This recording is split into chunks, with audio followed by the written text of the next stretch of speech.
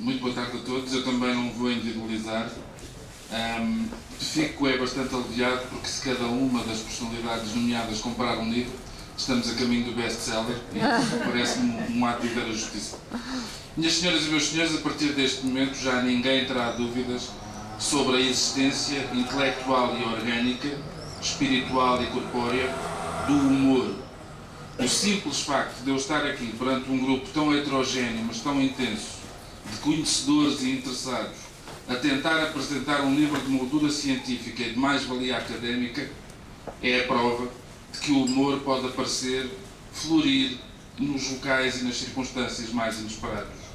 Acontece que, sendo eu um leitor atento de José Pacheco Pereira e compreendendo a utilização da máxima "quem nasceu para lagartixa nunca chega a jacaré", sou igualmente adepto dos desafios de superação que a vida se vai encarregando de nos estender. Este tem pelo menos o sinal do destino que mais vale aproveitar do que tentar combater. A energia que se gasta deve ser sensivelmente a mesma e, como diz a anedota, assim sempre se convive.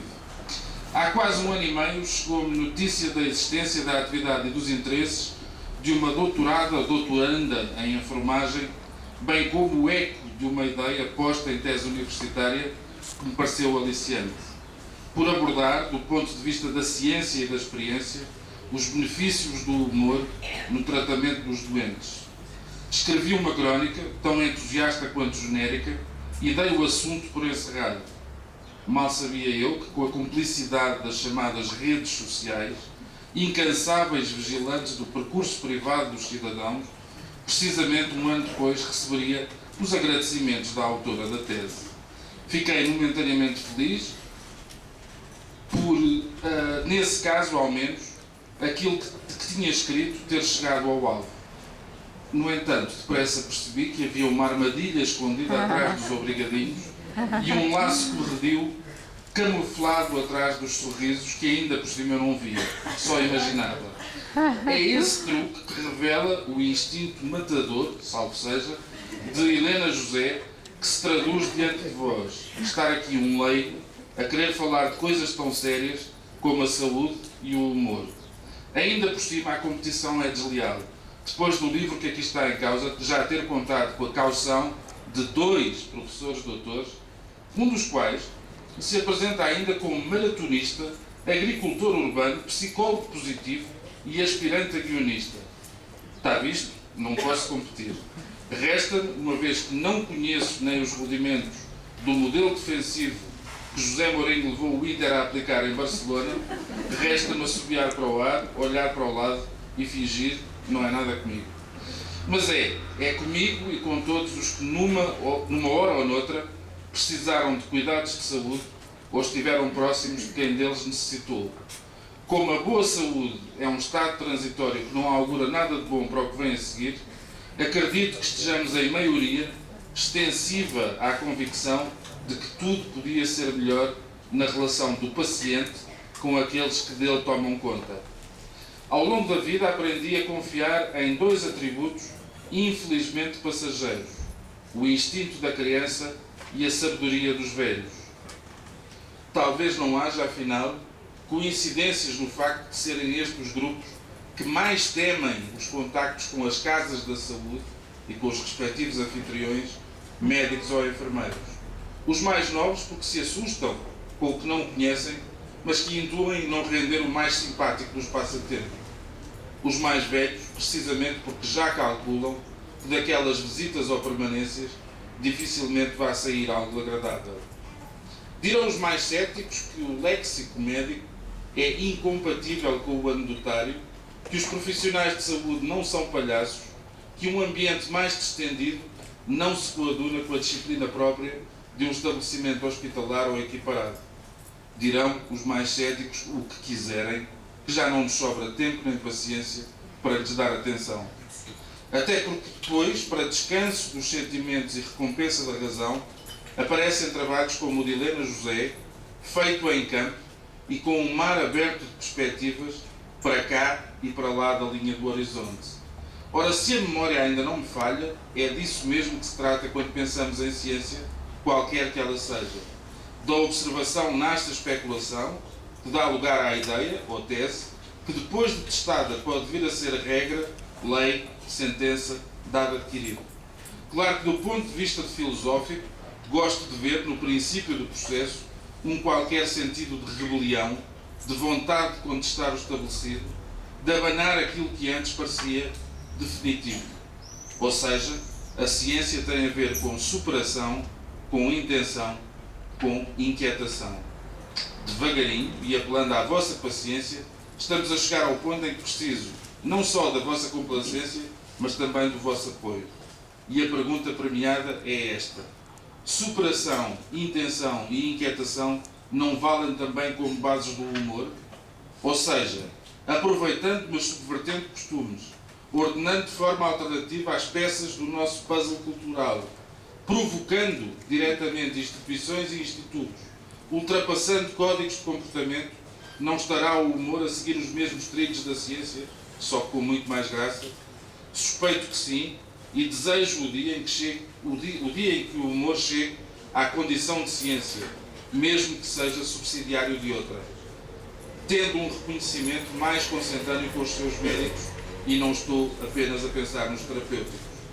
Ao longo da vida, e com uma taxa de sucesso cada vez mais alta, aprendi a desconfiar de vários grupos socioeconómicos: os que não gostam de comer bem e muito, os que nunca se enganam, os que têm como princípio programático a máxima salve-se quem puder e de preferência depressa, os que fecham os olhos à desgraça, ao infortúnio, à aflição do vizinho, e os que não são capazes de se rir nem sequer de si próprios. Ora, os mais sérios na essência não são os mais sisudos, nem os que não conseguem aplicar a agilidade mental a uma graça, a uma história, a uma situação. Bem pelo contrário, o sentido do humor deveria ser um sentido obrigatório. Mesmo socialmente incorretas, até as anedotas que se contam num velório, situação limite, propositadamente selecionada, são uma forma de aliviar a tensão, uma via rápida para celebrar a vida e uma vitória sobre a morte. Com tudo isto, será ainda possível desconfiar das propriedades terapêuticas de um sorriso ou de uma gargalhada? Um filme de Chaplin ou de Buster Keaton, Os Homens da Comédia, em estado puro, não terá um valor terapêutico mesurável e indesmentível? Uma boa história, um gag no tempo certo, um diálogo de absurdo, não serão sinais capazes de balizar a esperança e a luta por uma condição diferente para melhor? Lendo o livro de Helena José, que já foi tese e agora é uma ideia disponível, apetece-me dizer que não ficam dúvidas. O humor é uma variante bem disposta do amor, com menos suor e, eventualmente, com menos lágrimas. Claro está que para chegar ao humor e a outros estados superiores é preciso que se criem condições, algumas delas bem objetivas, para a respectiva prática no colo da saúde. Disso não trata, nem podia, Helena José, mas ainda assim não perde consciência de que o garrote economicista passa depressa do estancar da hemorragia ao paralisar da circulação.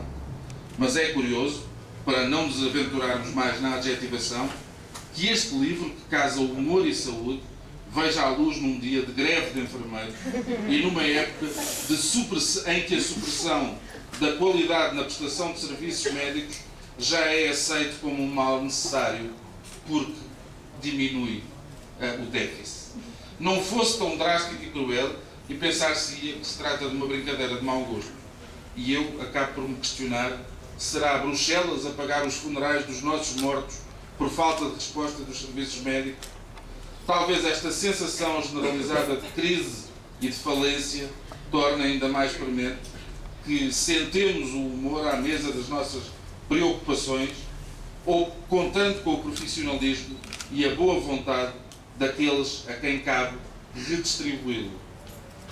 Neste caso concreto, o de Helena José, o seu trabalho prático, a colaboração que lhe foi prestada por colegas, alunos e doentes, a segurança testada de cada uma das suas conclusões, são bons augúrios, cuja confirmação também fica dependente de que esta boa nova possa espalhar-se.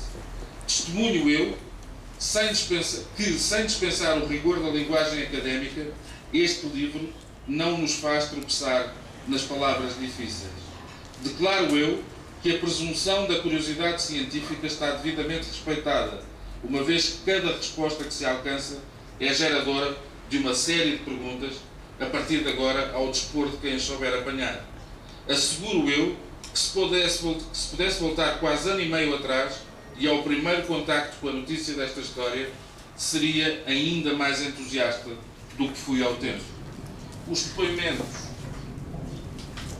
depoimentos e as reações observadas, o modo cauteloso e afetivo como foi concretizado o trabalho, a clareza e a abertura das conclusões fazem da aventura abençoada de Dona José algo a que falta agora ganhar o significado que justifica ser partilhado e lançado ao serviço da comunidade, uma dimensão de que andamos muito esquecidos nos últimos tempos. Parabéns, Helena. Muito obrigado pelo esforço e por este gesto de carinho. Creio que hoje se redimem muitos sacrifícios, se dissipam muitas horas gastas em torno dos livros, mas muitas mais passadas à volta das pessoas, e se transmite uma mensagem de respeito e de exemplo aos amigos, à família, até a um pai e a um filho que sabem que é um privilégio ter uma filha e uma mãe polivalente e empenhada. Estou certo que, por marcante que seja esta escala, a Helena José vai continuar, e de preferência sem deixar a arma mais poderosa entre todas as munições a que recorre este livro, o sorriso.